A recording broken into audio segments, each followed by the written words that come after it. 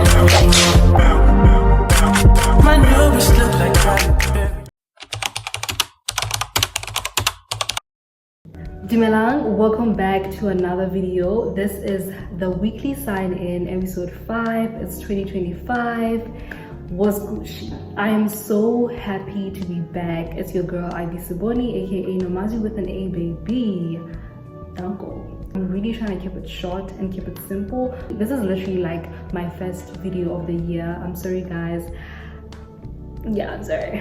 I came a bit late, okay? But I'm still here. Like I said, I will never abandon you guys. On today's episode 5 of the weekly sign-in, we're gonna talk about all things romantic relationships, friendships, and acquaintanceships.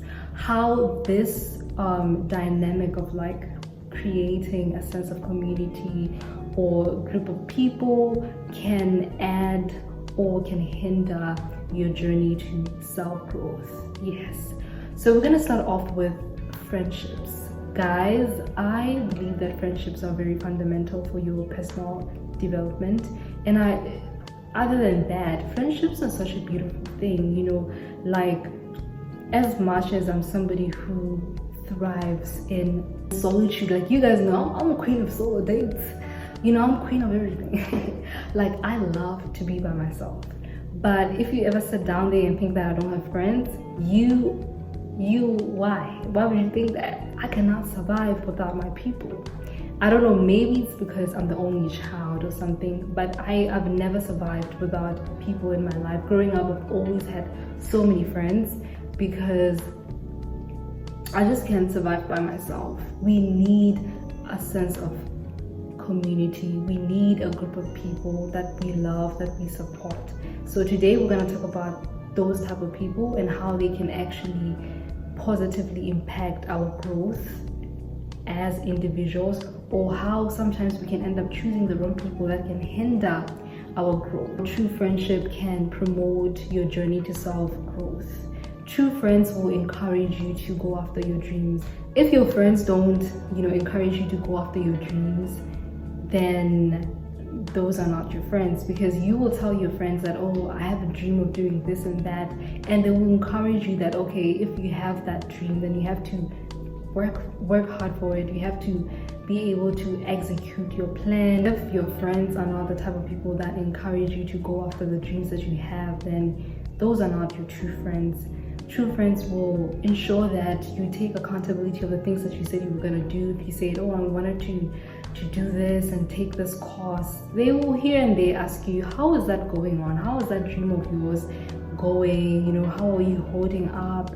And are you doing anything to ensure that your dreams come true? So those are true friends, and people like that will add into your journey to self-growth. True friends also, they help support you. They give you feedback. They give you constructive criticism that's gonna help you to be able to take better choices, to make better decisions. True friends celebrate your success with you. They support you in everything that you do. Friends also are very optimistic. These are the people who have a mindset of abundance. They have positivity. I remember back in the days, I used to, I wasn't really friends with them, but like, people who are always so negative. Even with the compliments, they always give backhanded compliments. Like, you don't really understand, what is this person really complimenting me, or are they like mocking me or something? I really cannot be friends with those people like that, because there's a thin line in what they're actually saying. They might say, oh, you look da da da, and it's really like, girl, what do you mean? Like, the other opposite thing, which is toxic friends. These are the people that can hinder your self-growth journey. And toxic friends, man, you need to be careful with people like this, because they will take from you, they will drain you from reaching or becoming the best version of yourself. One way that toxic friendships can hinder your journey to self-growth is that they always bring constant drama in your life. And this constant drama is going to bring unnecessary turmoil. It's going to distract you from your goals. You need to be focused in elevating and evolving your life. But then with friends like this, they will always be associated with certain behavior that's going to continue to drain you and take away your focus from the things that you should be putting your mind into. Some toxic friend can contribute to stagnant growth.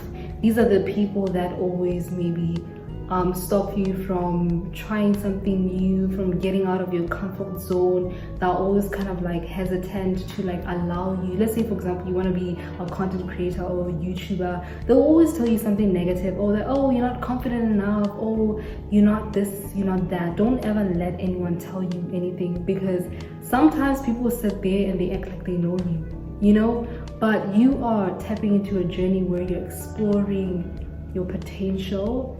You are trying to see the maximum potential that you can reach. So no one knows who you are, because you are in your journey to self-discovery. How could they know? So stay away from people who are gonna stop you from growing. You know, you have to have friends who tell you that, you know what, anything that you put your mind into, you can if you're willing to put in the effort. That's where I'm at. And for me personally, I am grateful enough to have friends like that in my life. I am grateful to have people that we can come together and be like, girl, if you really want to do this, you can. If you want to get this, you can. As long as if you put the effort and the hard work, you can. That's the people, that's the type of friends that I have. And I'm so grateful for that. So now we're going to talk about romantic relationships.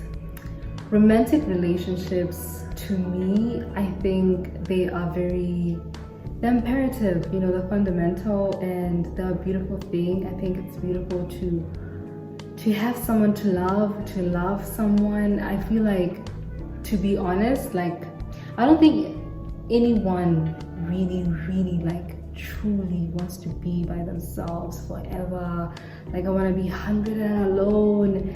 I don't think everyone needs to be alone. I think maybe some people do want to be alone.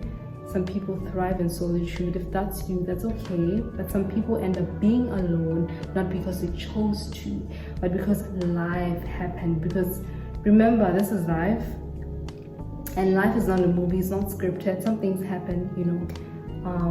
But love is a beautiful thing, and the longing for love is deeply ingrained in human nature. It's human nature. Having healthy romantic relationships with your partner, your husband or your boyfriend or whatever, can promote, you know, trust. It can promote trust, it can promote support, it can create, you know, a safe space where you're able to achieve your goals, because you have somebody who supports you, somebody you also support. Just having a healthy dynamic of like a romantic relationships will obviously add into your self-growth, because I feel like as people, we need each other. We need to better each other, with each other, to form a community, and then later on form a family, get married. So all these things promote self-growth, because people originally thrive where they are loved and where they're supported. I have a friend who is, in my idea, they were raised in like a loving family, like both mother and father, they were raised in a loving family. And you can see it through the way how she interacts and through the way she views life, and how happy and bubbly she is. And not only her, but like the whole family, like they have so much love to give. So how can love not be a beautiful thing when it's healthy? You know, how can it not add into your life? Because she's such a person who is very optimistic. She's always motivated. She has so much love for literally everyone around her.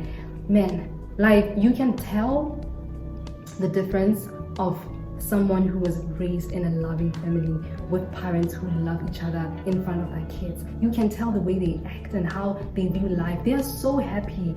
And in that sense, I feel like romantic relationships, when they're healthy, they add into one's self-growth. Toxic relationships, obviously we all know that these will inevitably drain you and hinder you from achieving your goals. They will hinder you from your journey to self-growth. And how can they do this? They can do this by causing emotional turmoil. Let me give an example about something that has already happened to me. I'm only talking about this not because I have not healed. I have.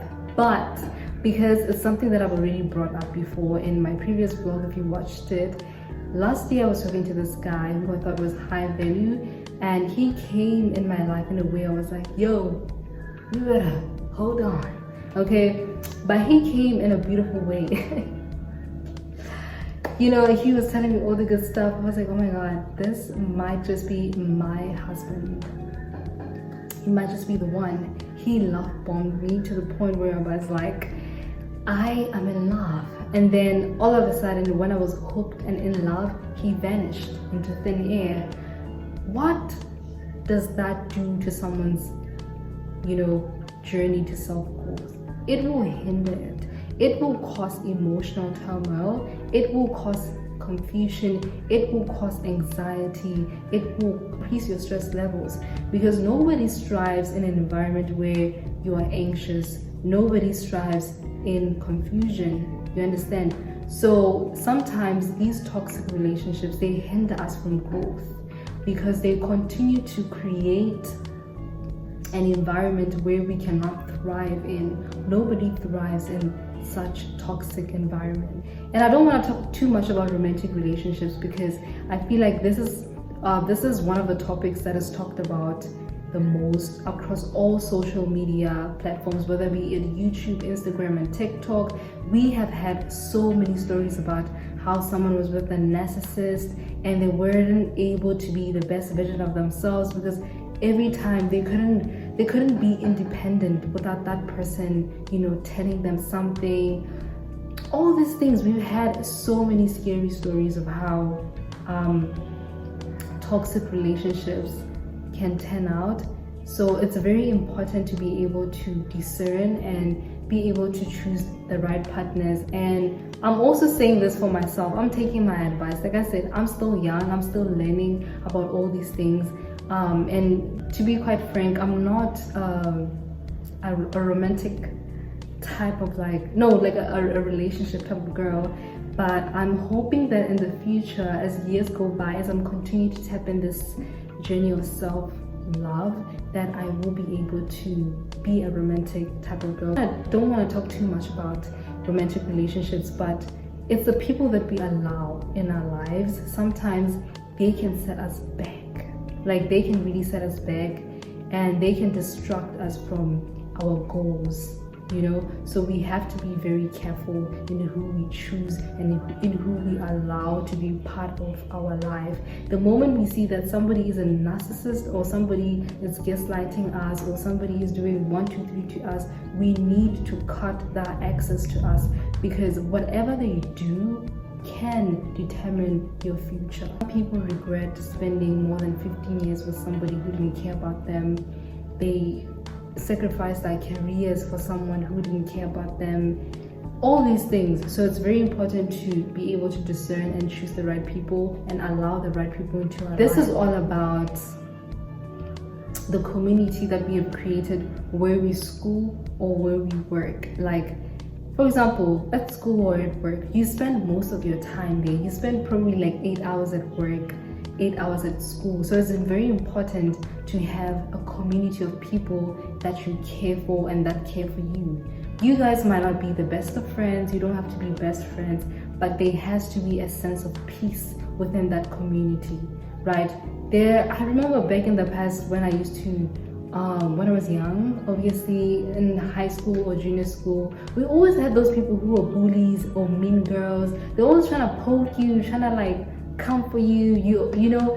And that sometimes, especially if it's like directly aimed at you, for me, I've never really experienced that direct aim until one time in primary school. That was a long time ago. Like, I forgave all those people. It's not that deep, but like, yeah, there was this one guy who used to bully me, but like, that was back in the days, and I don't even know where they're at now. And to be honest, they used to bully me on my weight, obviously, because I was skinny.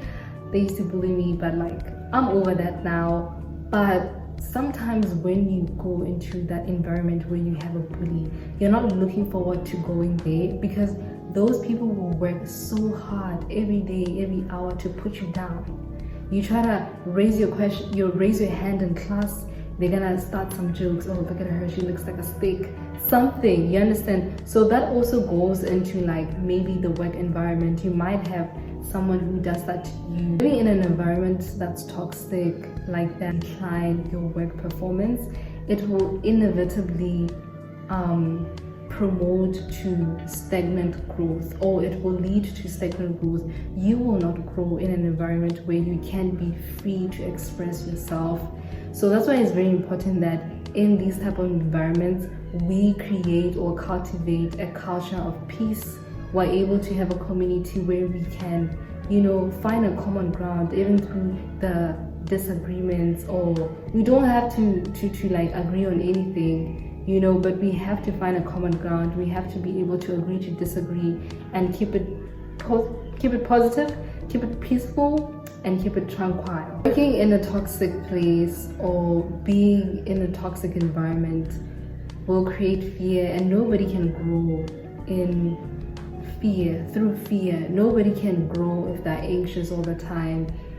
There won't be any productive will be less in that type of like setting. So that's why it's very important that whether it's colleagues, whether it's your classmate, that there is a sense of like peace that's been maintained, even through the deadlines that we're all trying to meet, even through the productivity, even through the job, even through everything that we're trying to achieve. We have to form a sense of peace, and so that we can be able to work together. And through creating this peace, whether through professional acquaintanceship or through choosing the right people in your life or choosing the right partner, then all these things will add into your journey to self-growth.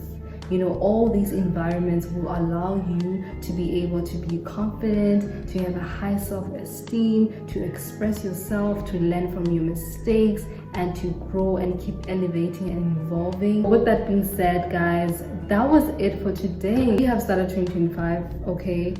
But as we start 2025, it's a new year, which means that people are gonna come along, right? New friends are gonna come along. You always have to be open to making new friends. Even when you do have the friends that you already have, you have to always be open for new people as well. If you're single, it's gonna be another year where you might find the one, so you need to know how to discern to be able to choose the right one. Again, I get it. We have to learn as we go, as we evolve. You might end up in a new school, you might end up have to find a new group of friends, or you might end up in a new workplace where you have to coexist with other people and create a peaceful environment that you can work, that will enable you to grow as a person. So all these things, guys, are very fundamental in our journey to self-growth. And with that being said, I hope you guys were able to get what I was trying to say in this video. Love with you. So you better continue to share, you better continue to enjoy the weekly sign-in and comment about your experiences and comment about the topics that you want me to talk about more. Now we're still cruising solo, but we will be engaging so many people who want to be part of the weekly sign-in. And if you made it till this far, don't forget to leave a white heart in the comment section. This is the year for all of us. This is the place. We are going to be the best version of ourselves.